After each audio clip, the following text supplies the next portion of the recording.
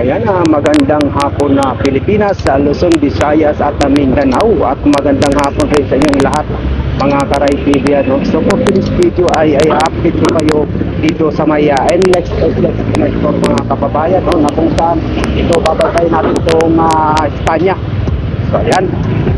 So ayan na, nakikita naman natin itong ano, no? Ayan na yung connector mga kababayan. Yun, no? So ito, konti na lang ang ano nila dito, no? Yan, ito na po yung connector, no? So ayan mga kababayan, no? Ayan. So ayan, no? Nakikita naman natin tong patawid ng Espanya ay ano na, no? Wala pang girder. Itong isa, dalawa, no? Bali tatlong bloke yung wala pang girder, no? So meron pang isang sinesetapan ng column, no? Yan. So ayan, iikot tayo, punta tayo ng hanggang Dimasa lang tayo mga kababayan, no? I-update ko kayo dito kung ano na yung mga development dito sa may NLEX SLEX connector. So itong exit point ay medyo ano na, no, na ano na nila, nabuhusan na ang ano, isang lane.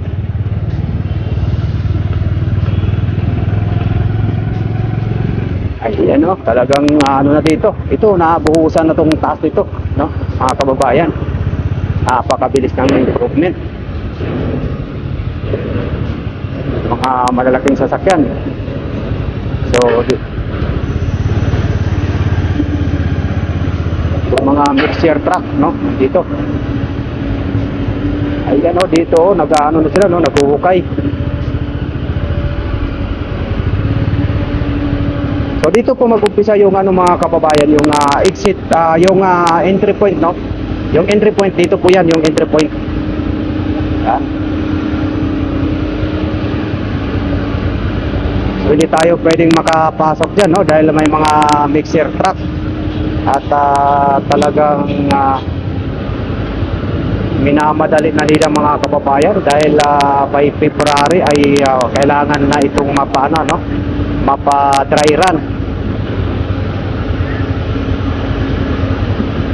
So siguro by ano yung exit, pwede yung exit sa ano, pwede nang madadaanan yun, no. Tingnan natin kung makakahabol by ano, by February. Yun ang sabi nila, no. Sabi-sabi lang naman yun, o baka lumagpas pa. So, wala namang mawawala kung susubukan na i-dry run ngayong February, no, 2023. So ngayon napuspusan naman sila ang paggagawa nila dito. Sa unahan ay meron na rin mga poste, no, nag-set up na rin sila ng spearhead, no. Ayan, dito tayo dadaan sa may Algeciras. Ayan, Algeciras tayo dadaan mga kababayan, dahil hindi tayo pwedeng dumadyan. So ito po yung exit po ito. Ayan, nasimento na pala yun. Nasimentohan na.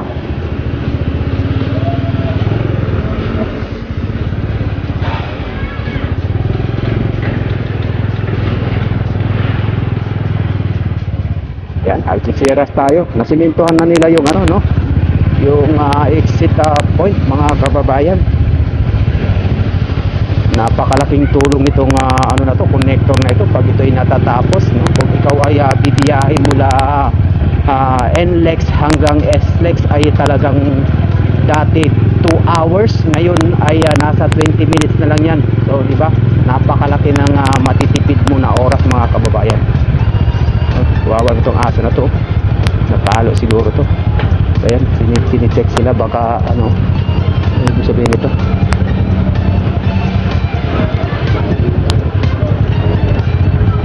So dito na tayo, no, sa may Dapitan. Kanina sa may Florentino Street yung ino natin, P. Florentino. Ngayon dito na tayo sa may P. Margal. Dapitan, P. Margal pala. So yun, may tren.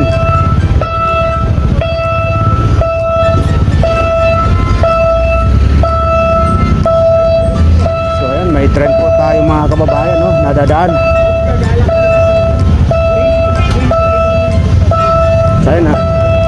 Ayun, nakikita naman natin yung ano, no, ito yung po yung ano, yung exit point, no, ng NLEX SLEX connector, mga kababayan. Ayan po.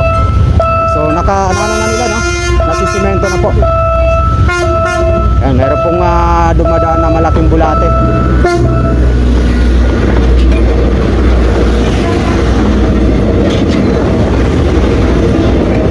Ayan, pupusan na sila ngayon, mga kababayan, no. So dito na portion ay may iba, may mga semento na, no, yung ibang portion. Dito sa may Pimargal ay nagsiset up na rin sila ng beam, no, mga kababayan. Ayan, no, nagsiset up na rin sila ng beam.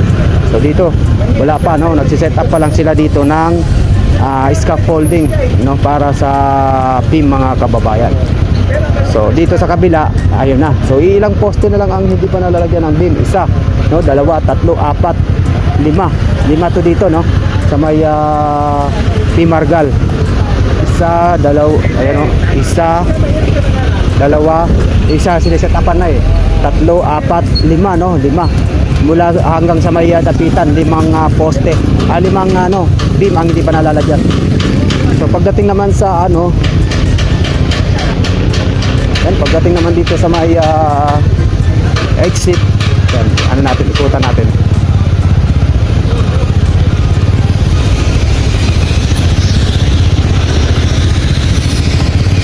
So ayan, no, ito na po yung exit, mga kababayan, no. Yan. Ayan yung exit, no, na yung iba na semento na dito sa may Estero de Calubcob, no, nasimentohan na nila, espalto na. Tapos dito, so dito ay wala pa, no. Ayan, no, dito banda yung paakyat ng ramp wala pa. So dito tayo ulit dadaan, no, sa may Algeciras Street, dahil bawal po tayo dyan dumaan. Tuloy-tuloy lang po tayo, mga kababayan, no. Pasensya na kayo, di minsan umaalog yung natin, yung video natin, dahil cellphone lang pong gamit natin, no. Nakasabit lang po sa leg natin. Maganda sana kung may drone para talagang makikita mo yung taas, no. Sana kung makasweldo tayo ng malaki-laki para makabili ng drone, saka GoPro, no, para sa ganitong natin, motovlog natin, na habang nagda-drive may pakita natin sa inyo ang mga development, no. So dito nakikita naman natin medyo okay na dito, no. Ayan, no. So hindi tayo pwedeng makaano dyan dahil yan, no. Yung niya, yung exit point niya ay may mga girder na, no. So ready to buhos na yan, mga kababayan. So dito tayo ulit, no, sa may Algeciras. Tuloy-tuloy lang tayo dahil hindi tayo pwedeng dumaan doon, no. So ayan po yung yung site, no, nandito sa kanan natin. So hindi lang natin tong cellphone natin, hindi maikot-ikot. Ayan. So kanina limang beam ang hindi pa ron, no, nalagyan nila. Pero dito titingnan natin kung ilan din ang wala pang beam dito, no, na gagawin pa nila. So ayan, so dito meron ng beam, may beam na, merong isa sinisit upan na rin, bubuhusan na lang ng ng concrete, no. So sa kabila parang isa na lang, no, isa na lang dito sa may dapitan hanggang sa may laon-laan, no. Isang beam na lang ang gagawin nila, kasi yung iba ay may mga beam na. So talagang siguro kaya ng kaya ng February, no, kasi 3 days lang naman ang pagpapatuyo niya, no.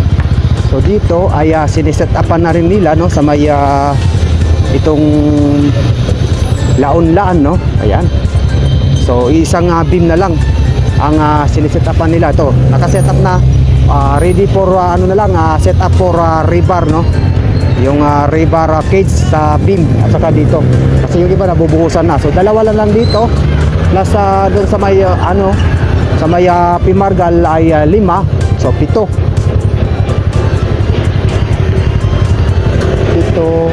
So bubuhusan na, so 5 pa lang, 5 kasi itong isa siniset upan, 5, 6, no, 6 ito kasi bubuhusan na mga kababayan. So yung iba ay pa kasi naka-set up na, rebar na lang ang rebar cage na lang ang kulang niya, no, para mabuhusan na. So yung iba ay wala pa talagang set up, kaya 5 yung ano natin, no, 6 na yung nabilang natin. Dito naman sa may Laon-Laan hanggang Pimargal ay sa may Maria Clara ay halos lahat kompleto na rin, no. Nasa kanan yung construction site mga kababayan, no, sa may NLEX Express Connector. Hindi na natin ganong maikot yung ano natin, cellphone natin, no. Dito kompleto na lahat, no. Ayan. Pagdating naman sa may Maria Clara hanggang Simon, ayun, kompleto na rin lahat, no. May ano na lang, girder na lang ang kulang dito mga kababayan. Ayan, Maria Clara hanggang sa may Simon. So merong dalawa na ano na, kompleto na, girder na lang ang kulang, no. So hindi ko lang ganong mapa-zoom mga kababayan, no. Pasensya na kayo dahil tali yung cellphone natin. So dito merong dalawang nalagyan ng beam at kumbaga ilan na lang yun, 6, no. 6 ang hindi pa nasetapan ng mga scaffolding. So dito tingnan natin, talagang mabilis lang ang ano, no, trabaho. Talagang kung pagtapos talaga na yung mga ano, yung mga right of way issues ay mabilis lang talaga, no. Kasi nagtatagal lang yan dahil sa right of way issues mga kababayan. Kita mo naman na ano na, wala na yung mga right of way issue, ay kompleto na po, ay napakabilis na lang, no, ng ano nila, ng paggawa nila. So dito ay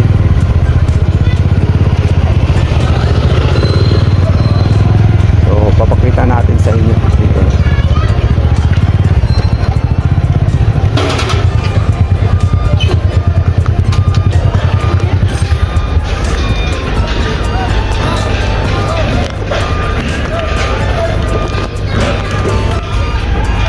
So ayan mga kababayan, no, dito na tayo sa may Simon Street, no. Ayan, ito po yung Simon Street mga kababayan.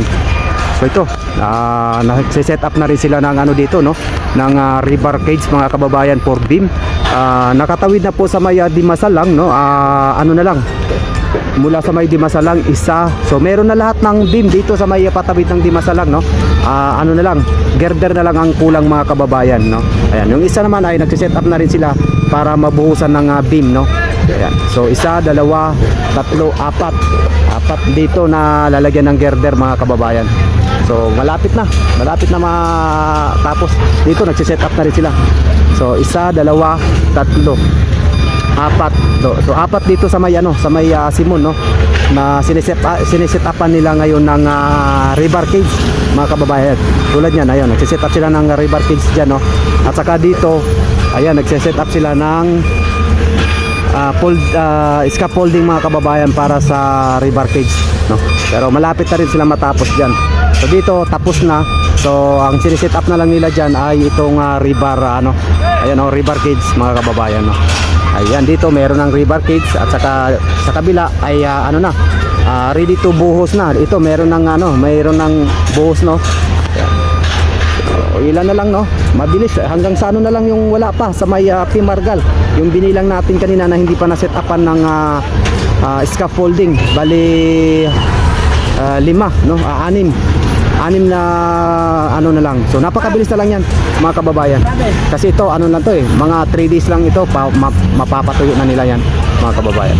Then salpak na lang ng salpak ng girder. Dahil yung girder ay precast naman po yun, mabilis lang yun dahil sinasalpak na lang nila, no? So ayan, napakabilis na ngayon ng improvement dito mga kababayan, no? Dahil lang sa napabilis yung ano nila, yung sa may right of way issues, no? Kasi kung wala lang yung mga right of way issues ay mabilis yan, tapos na mga kababayan.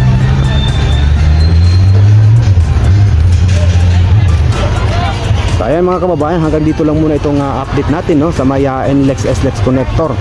no, mula sa may Espanya hanggang dito sa may Dimasalang flyover, mga kababayan. Kung ikaw ay bago lang sa ating channel, don't forget to like, share, comment, and subscribe. Samahan mo na rin i-click ang notification bell for more updates. Maraming salamat sa walang sawang pagsuporta sa aking YouTube channel. God bless to all. Keep safe. Bye bye. Love you.